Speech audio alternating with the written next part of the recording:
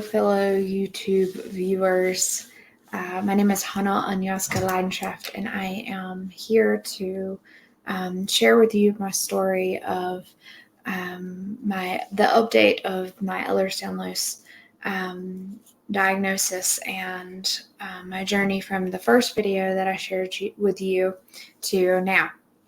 So I have taken a few months off from recording content, mostly just to get clear on what I wanted to do, and I wanted my content to be centered around, and also to focus on my health and the diagnosis and dealing with that mentally, emotionally, and physically. But now I'm here, and this video is going to be me sharing how I got to a diagnosis and what it took to get to that diagnosis. So let's start at the beginning and take a sip of water. So my first video, I talked about the possibility of having Ehlers Danlos and the similarities of what I've been going through for my whole life, and most recently in the past 3 to 4 years, especially, and why that might relate to Ehlers Danlos. Well, I actually, after this video, I reached out to my general practitioner and talked to her about what I thought might be happening. She had no idea about Ehlers Danlos syndrome, and she did not know how to go through the diagnostics. And so I tried to search and find a doctor that was able to diagnose me, or at least go through the diagnosis. And unfortunately, a lot of doctors, there are not a lot of doctors in Utah who actually specialize or know much about Ehlers Danlos syndrome. So it took me a few months or a month or two to actually find a doctor.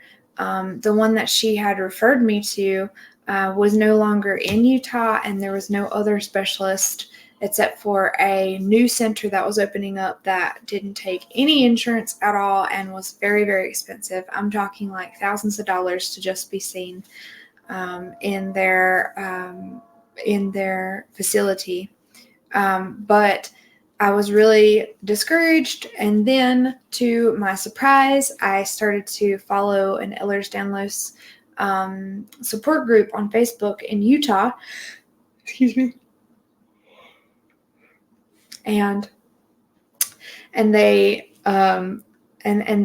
had shared that the doctor that my doctor had referred me to that didn't live here was moving back to a town not very far away in Murray, at the Tanner Clinic, and his name is Dr. Douglas Ball. So after I realized that was happening, I quickly called Tanner Clinic and was on a wait list for another month to actually finally see him. And then in the meantime, I was researching all of the other comorbidities and doing research on how to help with Ehlers Danlos, even though I hadn't been diagnosed, and started to get braces and started to do a little bit of Pilates. And the physical therapist that my general practitioner had referred me to at the same doctor's office was helping me with my arm. But when I saw Dr. Ball, we went through all the diagnostic criteria, all of my health history, all of my health issues, which are pretty extensive. I can do another video on that if you want to know about that. Just let me know in the comments below. But he basically said, you passed with flying colors. And fortunately and unfortunately, fortunately because I finally had an answer for my illness, but unfortunately, that means that I'm going to continue going through the process of more and more potential diagnosis from comorbidities of Ehlers-Danlos. Now, based on the criteria, he very much was set that I had hypermobile Ehlers-Danlos syndrome, or Ehlers-Danlos syndrome hypermobility type, hEDS. But he wanted to make sure before he officially diagnosed me that I go through the genetic testing and do all of the panels for that to make sure it's not some other syndrome, even though he didn't think that any of the symptoms in my history reflected any other syndrome. So then, excuse me. So then he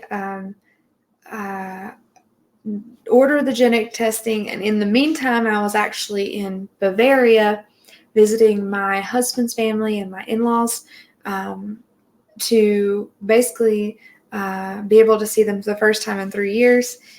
So I spent 3 weeks there, and that was the perfect time because I was sitting with all of this understanding and needed to take a break from what I was trying to do with my YouTube channel, which I now have a completely different channel. Sorry, there's a train. I'm rambling. Oh yeah, with another YouTube channel. So thankfully, because of that break, I was able to really consciously focus on what my body felt like with the possibility of having this diagnosis for the first time completely, like being confident in that and really giving myself the space to not do things like I normally do. And also to quit drinking caffeine because after researching dysautonomia, I realized that caffeine was probably contributing to my crashes and having more and more migraines and brain fog. And so I stopped doing that and went to Bavaria. And we had basically saved up for a year to be able to take this trip. And like I said, because of COVID and other things, my husband and I weren't able to see them for 3 years. So it was such a beautiful experience. And it was also my birthday and his mother's birthday. We're both the same zodiac sign and a week apart from each other for our date. So we had it be part of our birthday as well to be together in Bavaria. So, but on my birthday, I received the results online from Invite, which is the company that did the genetics testing, that my results were negative for any other genetic mutations and markers. So that pretty much solidified his diagnosis of hypermobile Ehlers Danlos syndrome. And so on my birthday, I basically got the confirmation that I had hypermobile Ehlers Danlos syndrome. And from there was able to use the rest of that trip to further come to terms and peace with the reality of my diagnosis, and also to implement even better strategies of health without having to focus on trying to work or do anything. Which I wasn't really working that much anyways. My work that I was making wasn't even making income, so that was a whole thing. But a lot of things at once, which is crazy because I turned 33 and that's a special number because that's my life path number. If any of you know about life path numbers, I'm a highly spiritual person too. So if you're interested in checking out my spiritual channel, that is called Conduit of Spirit on YouTube as well. And that's where I go into more metaphysical and spiritual and psychological tips, teachings, and sharings and channelings. If you're into that. If not, it's cool. I just thought I'd throw it out there since I just remembered to say that. But so we got back from the trip and came back to reality here in the physical in Utah, Salt Lake City, Utah. And Then I had to wait until the 23rd of May to see Dr. Ball again for the follow-up. And sure enough, after doing the genetic testing and getting the results back, he diagnosed me with hypermobile Ehlers Danlos Syndrome officially.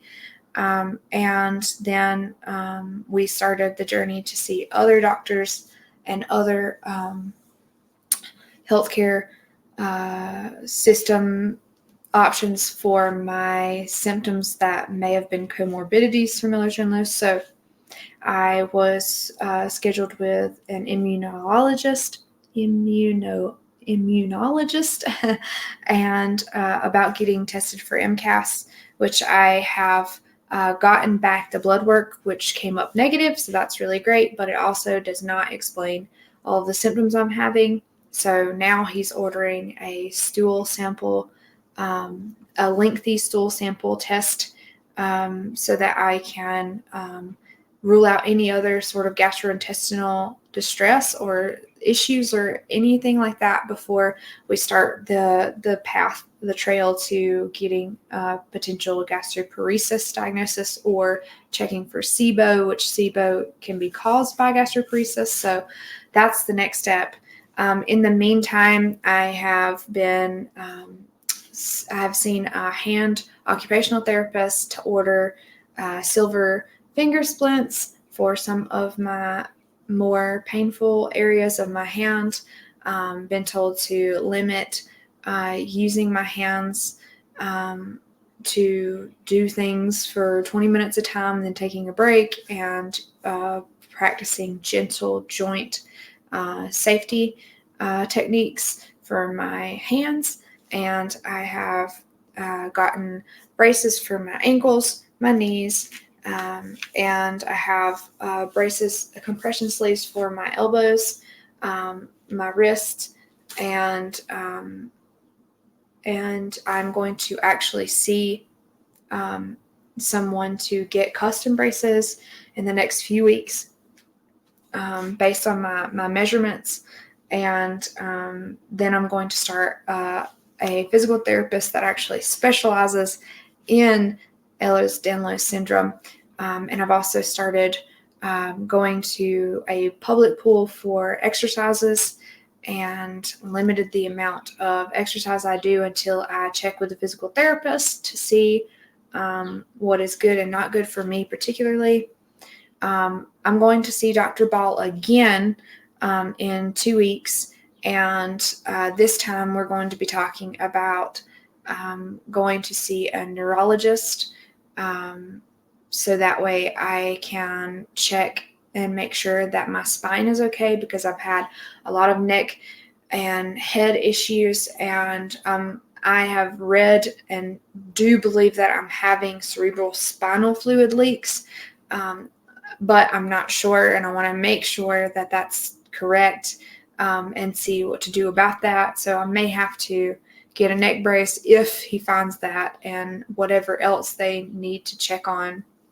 But I also have an appointment with a cardiologist to check to see if I have POTS, which I feel like I do, but some of that symptom may also potentially be orthostatic intolerance. So I'm wanting to double check and make sure with him which one it is.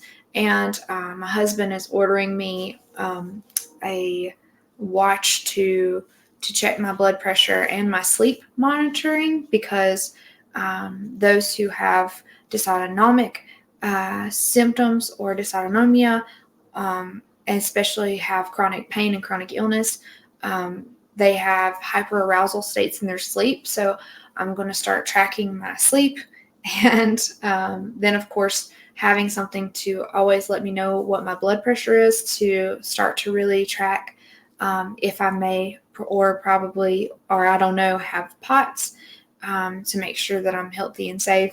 So all of that has literally been initiated since this diagnosis on May 23rd, and it is June 20th. And so I have a long way to go to get, all of the diagnoses for the comorbidities.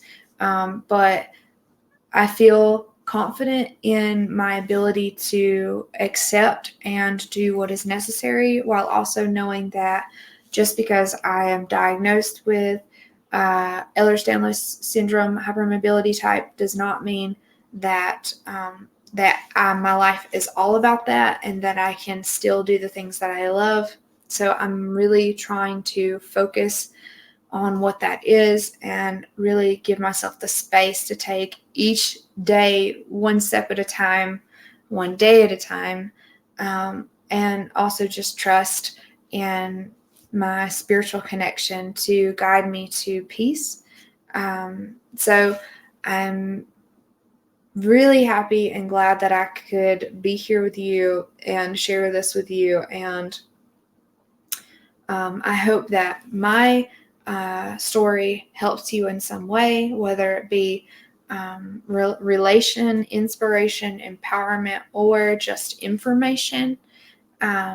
And just know that I actually got really lucky getting diagnosed this quickly.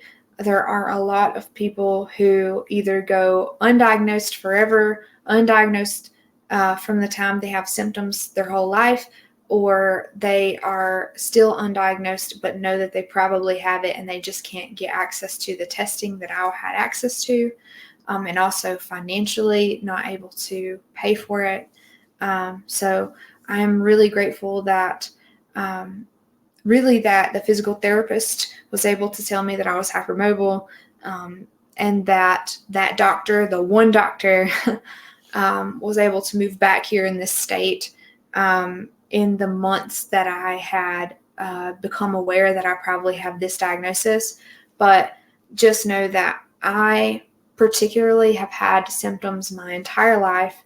I've had issues my entire life, and really it was negligence and it was invalidation that and just unawareness of this syndrome itself that kept me from being able to have these answers then. So just know that 33 years of my life was spent not knowing what was wrong with me and being told there was nothing wrong with me, but there was things wrong with me the whole time. Wrong, but you know what I mean.